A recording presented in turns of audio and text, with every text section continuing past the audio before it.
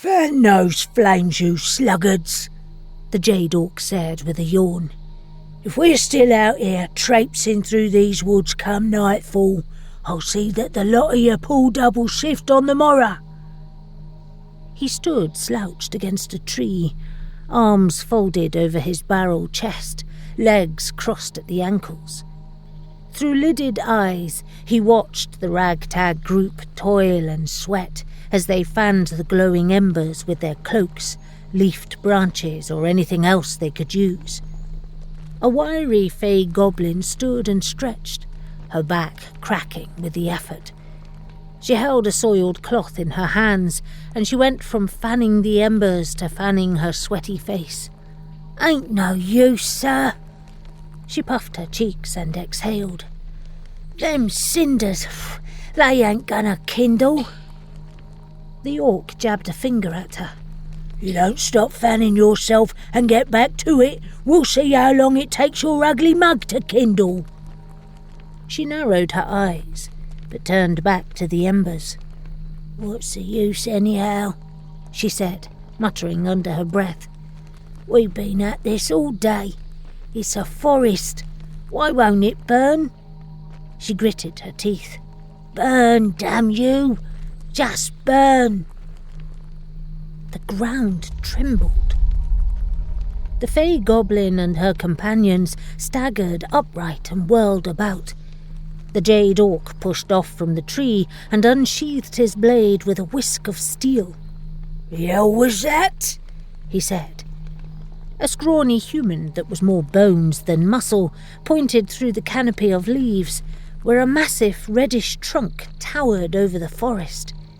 Its own branches and leaves stretched over the smaller trees. "I think it moved."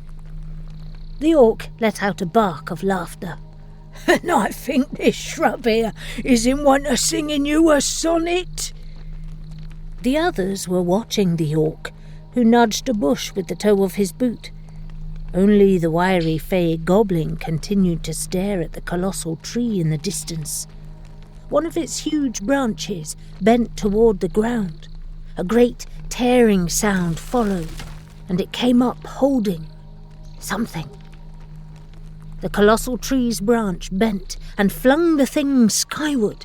It arched through the air, tumbling end over end, and then it reached its apex and began to descend, falling, directly toward them. The goblin let out a little gasp and sprinted away into the forest, thrashing through the underbrush. The orc turned in time to see her vanish into the woods. "Oh, no, you don't!" He pointed his blade at the others. "Any one of you ghost on me, I swear on your lives, I'll gut every last one of you." He took off at a run and made it 2 steps before something huge blotted out the sun. He looked up as it crashed through the branches above him. He had time to register that it was a tree. A tree, falling from the sky.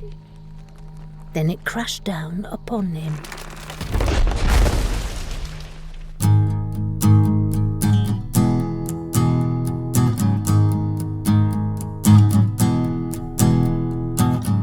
When you disrespect the forest, when you cut nature down, when you burn all the leaves and the trees to the ground,